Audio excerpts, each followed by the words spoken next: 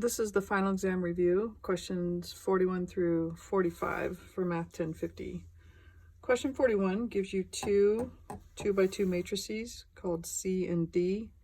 And for the first part of it, they want you to find D times C.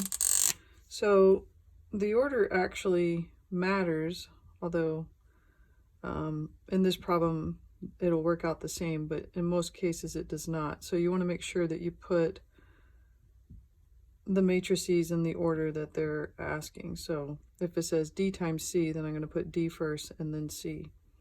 So this is a 2x2 matrix and this is a 2x2. So in order for them to be able to multiply, those two numbers have to be the same, and then your answer will be the outer numbers. So that means I'm going to get a 2x2 for my answer. So this is the position which we would call A sub 1, 1, because it's row 1, column 1. So I take row 1 and times it by column 1. So 4 times negative 3 is negative 12. And then add that to 0 times 0. So I get negative 12. And then this is row 1, column 2. So I go row 1 with column 2. So 4 times 0 is 0. 0 times 5 is 0. 0 plus 0 is 0. This is row 2, column 1. So row 2 with column 1. 0 times negative 3 is 0. Negative 1 times 0 is 0. Add those together, I get 0. And then this is row 2, column 2. So row 2, column 2. 0 times 0 is 0. Negative 1 times 5 is negative 5. So there's the answer for that one. All right, then they want C times D. So I'm going to rewrite these with C first.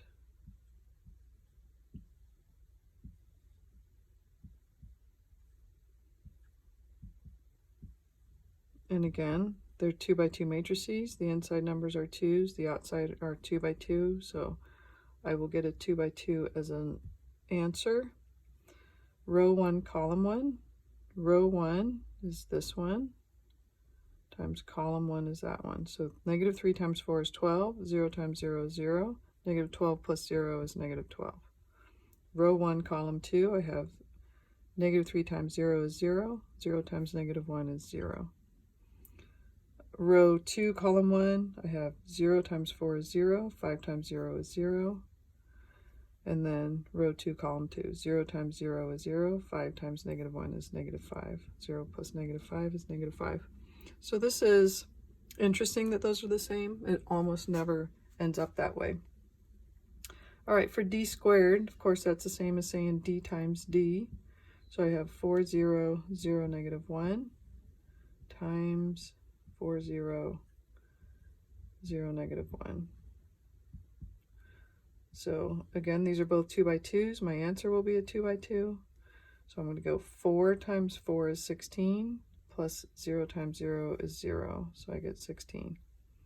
Then I'm going to do this first row with this column.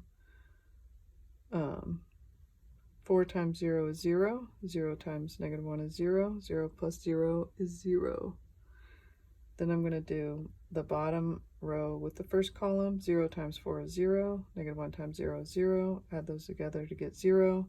And then finally, 0 times 0 is 0. Negative 1 times negative 1 is positive 1. 0 plus 1 is 1. So that's the answer for that one.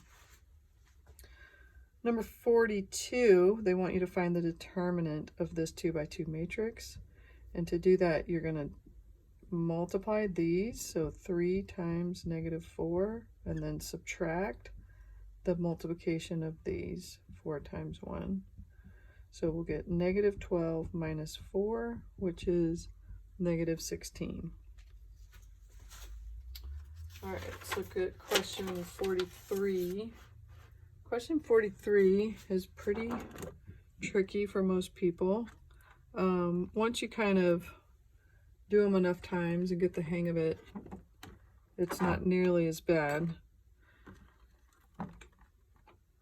And especially once you sort of understand what, excuse me, all the different symbols are.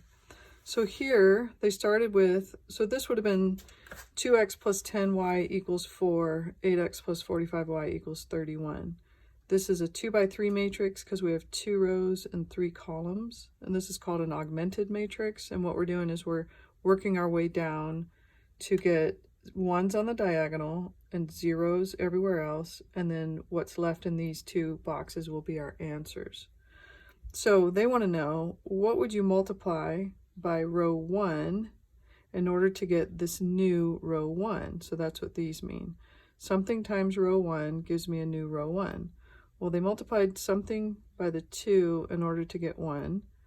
They multiplied that same thing by the 10 to get 5, and the 4 to get 2. So what they're doing is they're cutting them in half. So they're multiplying this by 1/2.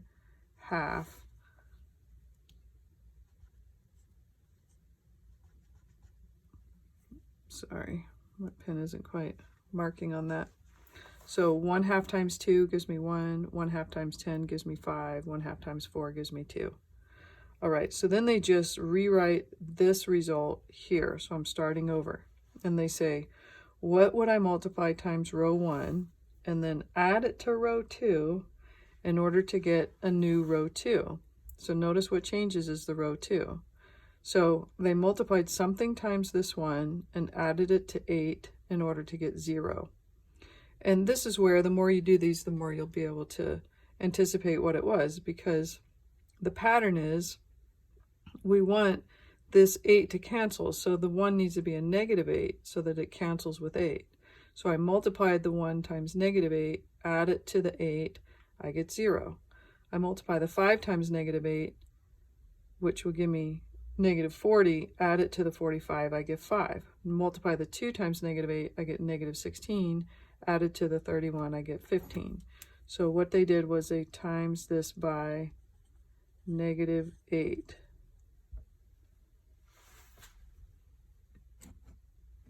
All right, so now they say, so they rewrote this here, and they say what was multiplied by row 2 in order to get the new row 2. So the 0 stayed a 0, the 5 became a 1, so possibly they multiplied this by 1/5. 15 times 1/5 is also going to give me this answer of a 3. So this was 1/5.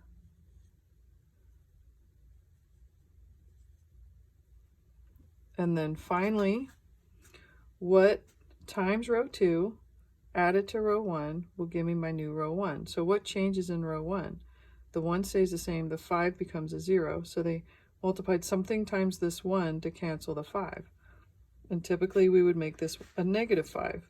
So does that work for all of them? Yes, -5 times 0 is 0. 0 plus 1 gives me 1. -5 times 1 is -5. -5 plus 5 is 0. -5 times 3 is -15. -15 plus 2 is -13. And this row was not affected in this process. So I get a -13 and a 3. So then they say, well, what are the answers? Well, x is -13 because these go in order, x and then y is 3. That's the answer. And I think that's pretty hard. So I would not really spend a lot of time practicing this question until you have exhausted all the questions that are very easy and quick to learn, because every question is worth the same amount on the test. All right, so that was 43. Let's go to 44. So these are a little bit easier. It's already given you, this was originally 3 equations, and these are the augmented matrices, and this is the final result, and they want you to basically interpret it. So the key is to look at the bottom line.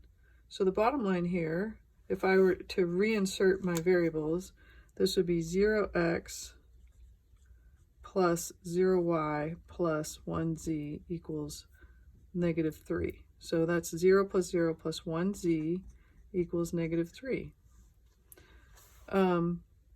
So that works great. So then you can back it up. This would be 0x plus 1y plus 0z equals 3. So in other words, y equals 3 and x equals 2. So the answer to this is a single point. It's an ordered triple because it's x, y, z instead of x and y. And my point is 2, 3, -3. You could just look at these here. And it's basically because this bottom row worked. So look at this one. The bottom row is all zeros, which means 0x plus 0y plus 0z equals 0. So 0 equals 0. Well, that's true for any value of x, y, and z. What worked out is that it's true for everything. So what this means is that there are an infinite number of solutions. So what it means is that there are an infinite number of places that these three planes intersect. So you would simply write infinite. Okay, what's the other option? So we have three options. The other option would have been something like if the matrix was, let's say everything was the same except for this.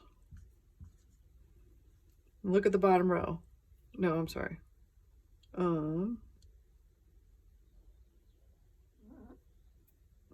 Wait a minute.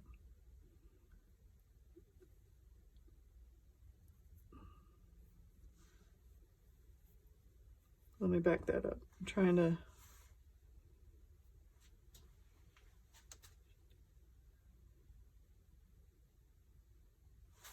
Oh, okay, sorry about that. So let's say it was something like that. So when the bottom row ends up with all zeros but then a number, that'd be like saying 0x plus 0y plus 0z equals 3. 0 equals 3, which is never true. So this is going to be no solution. Okay, so those are the three options. Now, something that we need to go over is for the option where you have an infinite number of solutions like we did here, the hard part is writing the answer the way they want it. So what you want to do in this case is you want to rewrite these as equations. So this is going to be x minus z equals 2, and then y plus z equals 5. All I did was re-input the x's and y's there. So notice that both of them have z's. So if that's the case, then what you want to do is you want to solve each of these equations so that the answer has a z in it. So in other words, I'll solve this one for x. So if I add z, I would get x equals 2 plus z. Solve this one for y, so y equals 5 minus z.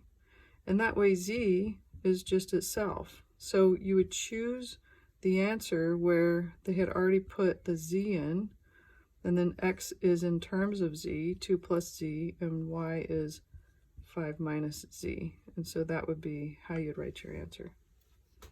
And I think that that's a little bit weird for people. Anyway, so just try to practice that.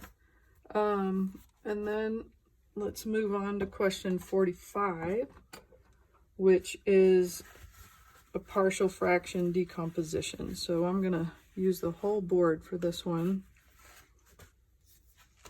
So the problem that I have is negative 8x over 3x squared plus 2x minus 1. All right, this is what we're starting with. So the first thing we want to do is we want to factor this. And some of you probably have pretty good factoring skills, and some of you may not. So if you don't, you can always use your quadratic formula to try to figure out what these answers are and get it back into the factored form. Because your a is a 3, you could use the AC method for factoring. And I think that that's probably one of the hardest pieces. So it turns out that this factors like that, 3x minus 1 times x plus 1. So once you have it factored, you want each denominator to have one of those factors. And then you put an a over one and a b over the other. And what we're looking for are the answers to a and b. So the nice thing about these problems is that, once you have it like this, then it's very easy to clear the fractions because you already know that the common denominator is what you figured out there. So 3x minus 1 times x plus 1. I'm going to multiply every term times the common denominator. And the common denominator will always be whatever answer you got there. And I'm allowed to do this because it's an equation and I can do whatever I want as long as I do it to all the terms. So I set those there so that then I can cancel things from top and bottom because I'm trying to clear these fractions. Okay, so this gets a 3x minus 1 canceled, this gets an x plus 1 canceled, and what I end up with is negative 8x equals a times x plus 1 plus b times 3x minus 1. All right, the next step then, now that you've cleared the fractions, is to distribute. So I get ax plus a plus 3bx minus b. Okay, the last step is weird because most people have never done this before, but it's actually not very difficult.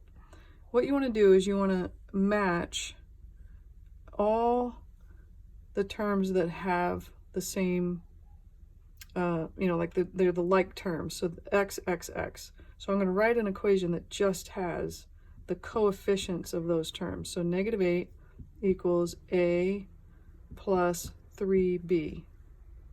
And then I'm going to match all the other like terms. So this is a constant because there's no x. This is a constant.